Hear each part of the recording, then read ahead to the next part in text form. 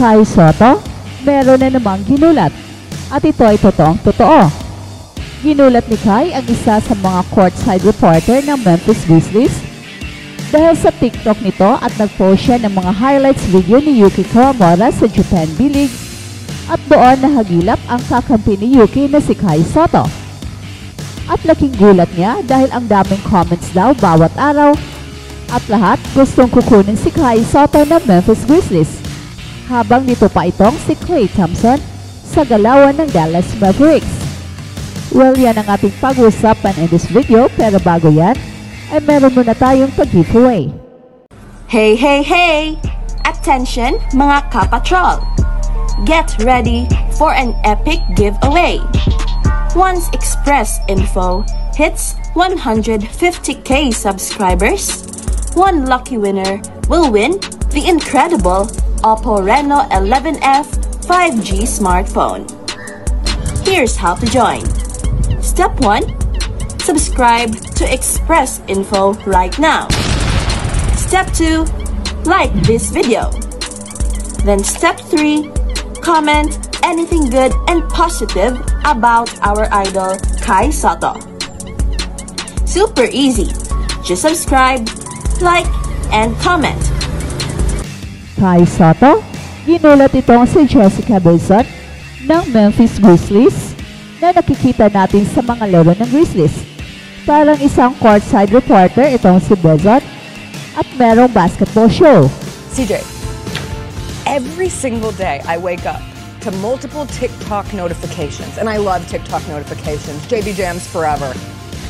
It is always a handful of people commenting on every video I've ever posted. I hope the Memphis Grizzlies sign Kai Sotto.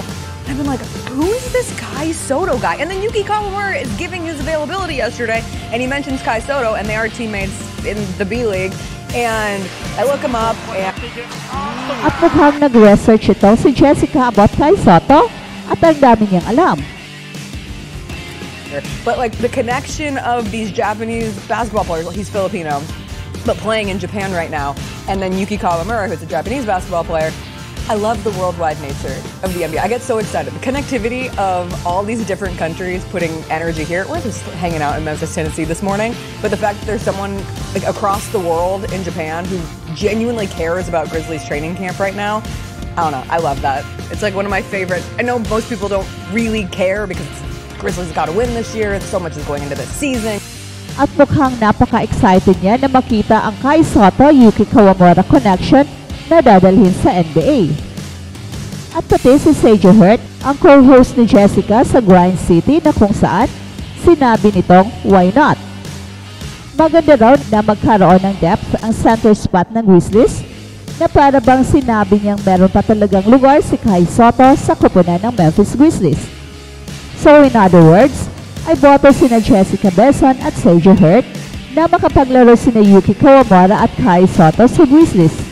At kung magkataon, ay malaki ang dapat ipapasalamat ni Kai at ng buong Pilipinas kay Yuki Kawamura dahil na-notice si Kai ng Memphis Grizzlies dahil sa mga highlights video ni Yuki Kawamura sa Yokohama B Corsairs kasama si Kai. At special mention pa nga ni Yuki Kawamura si Kai sa Media Day.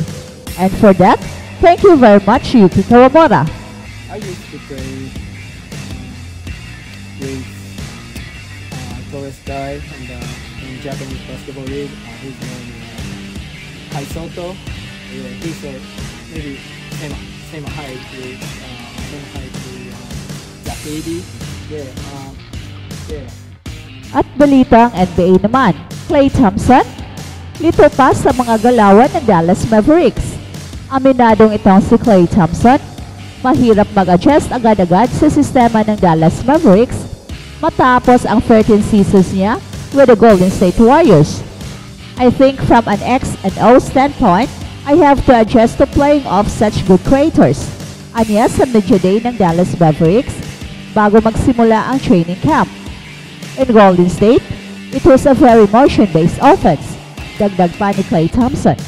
Ginagamay pa ng dating Warriors guard ang bagong team na pinirmahan niya ng 3-year $50 million contract. Iniwan niya sina Stephen Curry at Draymond Green para makipagtambalan kina Luka Doncic at Kyrie Irving. His ability in the pick and roll is like maybe the best I've ever seen. Wika ni Klay Thompson sa laro ni Luka Doncic. He draws so much attention and he gets so many open looks from the perimeter. So I'll be there to knock them down. Dagdag pa ni Klay. Walang duda na magiging offensive weapon ng Dallas Mavericks itong si Klay Thompson, pero ilang linggo pa niyang gagamayin ang bagong sistema. Sa October 22, uumpisahan ng Dallas Mavericks ang kanilang NBA regular season. This preseason might be the most important one I've had so many years. Pag-amin ng basketballista.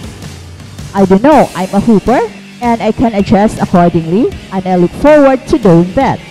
At sa November 13, unang haharapin ni Klay Thompson sa Chase Center ang Warriors, ang team na pinagkunan niya ng 4 na NBA rings. Simula nang magdesisyon itong si Klay Thompson na iwan ang kanyang kupunan, maraming spekulasyon kung bakit siya umalis sa Golden State Warriors at lumipat sa Dallas Mavericks.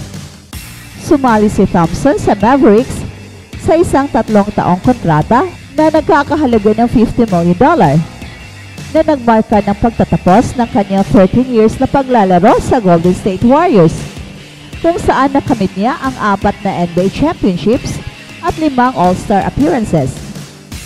Pero ang 34-year-old na manlalaro ay naharap din ng mga hamon sa nakaraang 5 taon.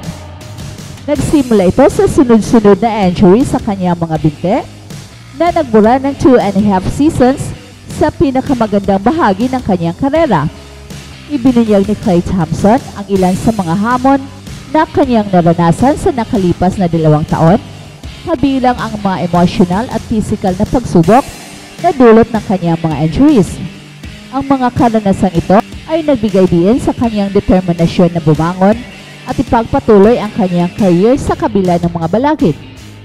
Ang kanyang bagong simula sa Dallas Mavericks, umaasa siya makahanap siya ng tagumpay at makapag-ambag sa kanyang bagong kupunan. Ang determinasyon ni Klay Thompson na makabalik sa kanyang pinakamagandang anyo ay nakatulong sa Golden State Warriors na makamit ang kanilang championship noong 2022. Gayunpaman, walang duda na naapektuhan din ito ang kanyang laro at higit sa lahat ang kanyang pagmamahal sa basketball. Klay Thompson revealed sa Dallas Mavericks Media Day that there will be a period of adjustment for him, particularly in regarding to playing alongside star on-ball creators in Luka Doncic and Kyrie Irving. Sa kanyang huling season kasama ang Warriors, nag-average siya ng 17.9 points na may 38.7% sa shooting mula sa 3-point range. Pero pansamantalang nawala ang kanyang matagal ng starting role sa rookie guard na si Brandon Podziemski sa kalagitnaan ng season.